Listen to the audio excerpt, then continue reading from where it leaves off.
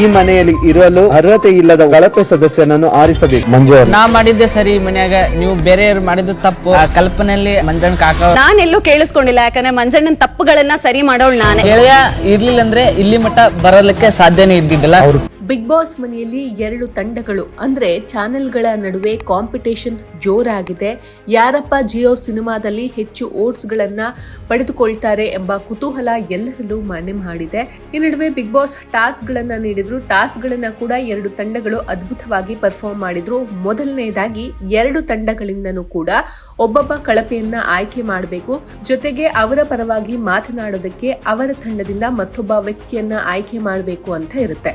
ಮೊದಲಿಗೆ ಅವರ ಆಪೋಸಿಟ್ ತಂಡದ ಗೌತಮಿ ಅವರನ್ನ ಕಳಪೆಯನ್ನು ನೀಡ್ತಾರೆ. ಹಾಗೂ ಗೋಲ್ಡ್ ಸುರೇಶ್ ಅವರು ತಮ್ಮ ತಂಡದಿಂದ ಗೌತಮಿ ಪರ ಮಾತನಾಡಲು ಮಂಜು ಅವರನ್ನ ಕಳಿಸ್ತಾರೆ. ಇನ್ನು ಧನ್ರಾಜ್ ತಂಡದಲ್ಲಿ ಚೈತ್ರ ಅವರಿಗೆ ಗೋಲ್ಡ್ ಸುರೇಶ್ ಅವರು ಕಳಪೆಯನ್ನ ಕೊಡ್ತಾರೆ. ಪರವಾಗಿ ಮಾತನಾಡಲು ಮೋಕ್ಷಿತಾ ಅವರಿಗೆ ಕೊಡ್ತಾರೆ. ಈ ಟಾಸ್ಕ್ ಒಂಥರ ವಿಭಿನ್ನವಾಗಿತ್ತು. ವಾದ ವಿವಾದಗಳು ಜೋರಾಗಿ ಇತ್ತು. ಕೊನೆಯಲ್ಲಿ ಉಸ್ತುವಾರಿಗಳು 2 ತಂಡಗಳಿಗೂ ಮಾರ್ಕ್ಸ್ ಅನ್ನ ನೀಡಬೇಕಾಗಿರುತ್ತೆ. ಈ ಟಾಸ್ಕ್ 2 ಸುತ್ತುಗಳಲ್ಲಿ ನಡೆಯುತ್ತದೆ. ಕೊನೆಯಲ್ಲಿ ವಿನ್ ಆಗುವಂಥದ್ದು ಗೋಲ್ಡ್ ಸುರೇಶ್ ಅವರ ತಂಡ. ಈ ವಾರ ನೀಡಿದ ಎಲ್ಲಾ ಟಾಸ್ಕ್ಗಳಲ್ಲೂ ಕೂಡ ಗೋಲ್ಡ್ ಸುರೇಶ್ ಅವರ ತಂಡ ಧನ್ರಾಜ್ ಅವರ ತಂಡಕ್ಕಿಂತ ಅಧಿಕ ಮಾರ್ಕ್ಸ್ ಅನ್ನ ಪಡೆದುಕೊಂಡು ವಿನ್ ಆಗಿದ್ದಾರೆ ಅಂತಾನೆ ಹೇಳ್ಬೋದು. ಇನ್ನು ಮತ್ತೊಂದು ಟಾಸ್ಕ್ ಅನ್ನ ಬಿಗ್ ಬಾಸ್ ನೀಡ್ತಾರೆ. ಆ ಟಾಸ್ಕ್ ನಲ್ಲಿ ಕಂಟೆಸ್ಟೆಂಟ್ಗಳಿಗೆ ಸವಾಲುಗಳನ್ನ ನೀಡೋದು, ಅಂದ್ರೆ ಆಪೋಸಿಟ್ ತಂಡದವರು. ಆ ಸವಾಲು ಆಗುತ್ತೆ ಅಂದ್ರೆ ಅದನ್ನ ಒಪ್ಪಿಕೊಳ್ಳಬೇಕು, ಇಲ್ಲವೆಂದ್ರೆ ಇಲ್ಲ ಅಂತ ಹೇಳಬೇಕು. ಒಟ್ಟು ಈ ಸವಾಲಿನಲ್ಲಿ ಗೆದ್ದರೆ 100 ಅಂಕಗಳು ಗ್ಯಾರಂಟಿ ಎಂದು ಬಿಗ್ ಬಾಸ್ ಹೇಳಿರ್ತಾರೆ. ಸೊ ಕಾಂಪಿಟೇಷನ್ ಜೋರಾಗಿಯೇ ನಡೆಯುತ್ತದೆ.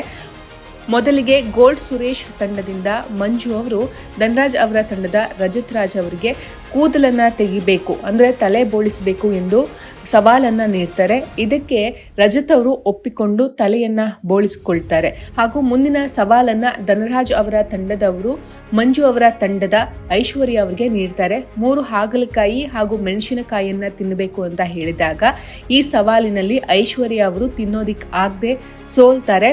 ಇದೇ ರೀತಿ ಕಾಂಪಿಟೇಷನ್ ನಡೀತಾನೆ ಇರುತ್ತೆ. ಒಟ್ಟಿನಲ್ಲಿ ಈ ಟಾಸ್ಕ್ ನಲ್ಲಿ ಯಾರು ಗೆಲ್ತಾರೆ ಎಂಬುದು ಇವತ್ತಿನ ಎಪಿಸೋಡ್ ನಲ್ಲಿ ತಿಳಿಯಲಿದೆ ಅಂತಾನೆ ಹೇಳ್ಬೋದು. ಇನ್ನು ಬಿಗ್ ಬಾಸ್ ನ ಇಂದಿನ ಪ್ರೋಮೋ ಹೊರಬಿದ್ದಿದ್ದು ನಾಮಿನೇಷನ್ ಪ್ರಕ್ರಿಯೆ ಜೋರಾಗಿಯೇ ನಡೀತಾ ಇದೆ. ಎಲ್ಲರ ಬೆನ್ನಿಗೂ ಕೂಡ ಚೂರಿ ಹಾಕುವಂಥದ್ದು.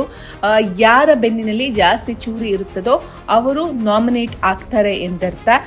ಇವತ್ತಿನ ಪ್ರೋಮೋ ನೋಡ್ತಾ ಹೋದ್ರೆ ಮಂಜು ಅವರ ಬೆನ್ನಿಗೆ ಅತಿ ಹೆಚ್ಚು ಜನ ಚೂರಿಯನ್ನ ಹಾಕಿ ಕಾರಣಗಳನ್ನ ನೀಡ್ತಾರೆ.